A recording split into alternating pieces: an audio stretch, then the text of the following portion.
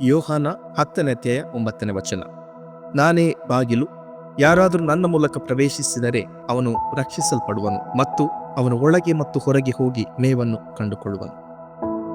ಬಾಗಿಲು ಎಂಬುದಕ್ಕೆ ಗ್ರೀಕ್ ಪದವು ಥೈರ. ಇದರ ಅರ್ಥ ಯೋಹಾನ 10:9 ಸನ್ನಿವೇಶದಲ್ಲಿ ಕುರಿಗಳು ಹೊರಗೆ ಮತ್ತು ಒಳಗೆ ಹೋಗುವ ಸ್ಥಳ.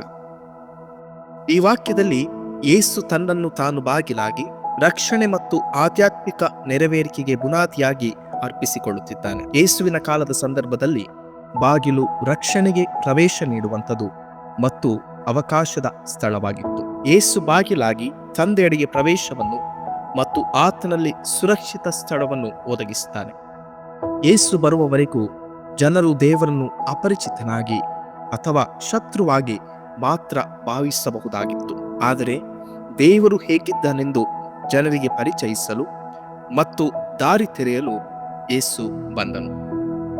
ದೇವರೆಡೆಗೆ ಪ್ರವೇಶವಾಗಲು ಮನುಷ್ಯರಿಗೆ ಸಾಧ್ಯವಾಗುವ ಏಕೈಕ ಬಾಗಿಲು ಯೇಸುವೆ.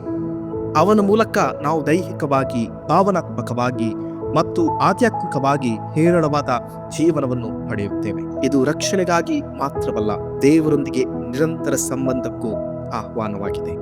ಶ್ರಮ ದಿನದ ಈ ಸಮಯದಲ್ಲಿ ನಾವು ಆ ಯೇಸು ಎಂಬ ಬಾಗಿಲನ್ನು ಹೇಗೆ ಸಮೀಪಿಸುತ್ತೇವೆ ಎಂಬುದರ ಕುರಿತು ಚಿಂತಿಸಲು ಒಂದು ಸಮಯವಾಗಿದೆ. ಯೇಸು ನೀಡುವ ರಕ್ಷಣೆಯಲ್ಲಿ ನಂಬಿಕೆ ಇಟ್ಟು ನಾವು ಅದನ್ನು ಮುಕ್ತ ಹೃದಯದಿಂದ ಸಮೀಪಿಸುತ್ತೇವೆಯೋ? ಈ ದಿನಗಳಲ್ಲಿ ನಾವು ಉಪವಾಸ ಮಾಡುವಾಗ, ಪ್ರಾರ್ಥಿಸುವಾಗ ಮತ್ತು ದಾನ ಮಾಡುವಾಗ ಯೇಸು ಜೀವನಕ್ಕೆ ಬಾಗಿಲಾಗಿದ್ದಾನೆಂಬುದನ್ನು ನೆನಪಿನಲ್ಲಿಟ್ಟುಕೊಳ್ಳೋಣ. ಮತ್ತು ಯೇಸುವಿನ ಮೂಲಕ ಈ ಶ್ರಮ ದಿನದ ಪ್ರಯಾಣದಲ್ಲಿ ನಾವು ಆತನ ಹತ್ತಿರ ನಡೆಯುವಾಗ ಸಮಾಧಾನ, ನವೀಕರಣ ಮತ್ತು ವಿಶ್ರಾಂತಿಯನ್ನು ಅನುಭವಿಸಲು ನಮಗೆ ಆಹ್ವಾನವಿದೆ. ಪ್ರಾರ್ಥನೆ ಮಾಡುವ. ಕೃಪಾಪೂರ್ಣನಾದ ದೇವರೇ, ನೀನು ಒದಗಿಸಿಕೊಟ್ಟಂತ ಈ ಸುಂದರವಾದ ಸಮಯಕ್ಕೋಸ್ಕರ ನಿನ್ನನ್ನು ವಂದಿಸುತ್ತಾ, ಬಾಗಿಲಾಗಿರುವಂಥ ಯೇಸುವನ್ನು ಮತ್ತು ಆತನ ರಕ್ಷಣಾ ಕಾರ್ಯವನ್ನು ಧ್ಯಾನ ಮಾಡುವಂಥ ಅವಕಾಶವನ್ನು ನೀಡಿದ್ದಕ್ಕಾಗಿ ನಾವು ಕೊಂಡಾಡುತ್ತೇವೆ.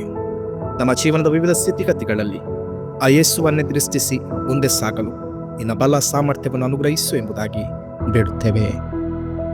ಆಮೆನ್.